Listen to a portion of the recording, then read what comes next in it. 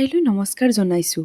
আমাৰ আজি উৰিষ্যাৰ দ্বিতীয়টো দিন আৰু আমি উৰিষ্যালৈ অহাৰ কাৰণটো আছিল মই ভাৰত কলাৰত্ন এৱাৰ্ড 2025ৰ বাবে নিৰ্বাচিত হৈছিলোঁ আৰু অনুষ্ঠানটো আয়োজিত কৰা হৈছিল উৰিষ্যা পুৰীৰ ডিষ্ট্ৰিক্ট কালচাৰ অফিচৰ সংস্কৃতি ভৱনত।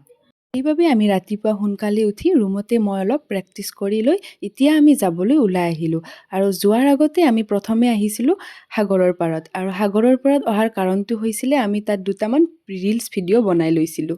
যিহেতু বহুত ৰ'দ আছিলে গতিকে ভিডিঅ' বনাই মই ভাগৰি পৰি নাৰিকল পানীৰ জুতি লৈ কিবা এটা খাম বুলি হোটেললৈ ওলাই আহিলোঁ আৰু আহি আমি বিৰিয়ানী অৰ্ডাৰ কৰি দিলোঁ আৰু খাই বৈ এয়া আহি পালোঁ সংস্কৃতি ভৱন। আমি আহি পোৱাৰ আগতেই অনুষ্ঠান আৰম্ভ হৈ গৈছিলে আৰু আমিও আহি অনুষ্ঠানত যোগ দিলোঁ। ইতিমধ্যে বিভিন্ন ঠাইৰ পৰা বিভিন্ন ধৰণৰ অনুষ্ঠান আৰম্ভ হৈছিল আৰু এয়া এৱাৰ্ড চেৰেমনি আৰম্ভ হৈ গ'ল। For the award, Bharat Kala Ratna right here. Everybody come on, Jordan Tali.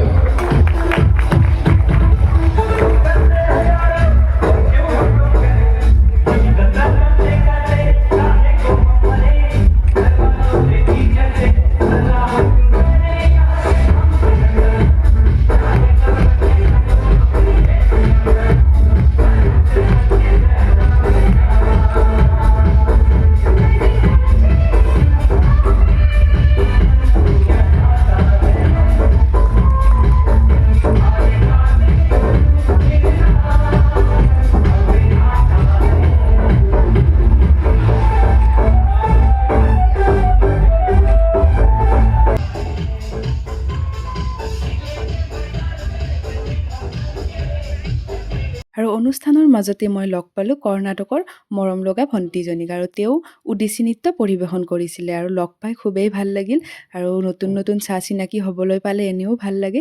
আৰু শেষত আমি ৰুমলৈ আহি একেবাৰে ভাগৰি পৰাত বাহিৰলৈ ওলাই নগৈ জমেট' অৰ্ডাৰ কৰি খানাটো ৰুমতে খাই দিলোঁ। এনেদৰে আজি আমি জীৱনৰ এটি খুব ধুনীয়া স্মৰণীয় দিন একেলগে পাৰ কৰিলোঁ আৰু লগ পাম নেক্সট এটি ভিডিঅ'ত। আজিলৈ আহিছোঁ, বাই বাই।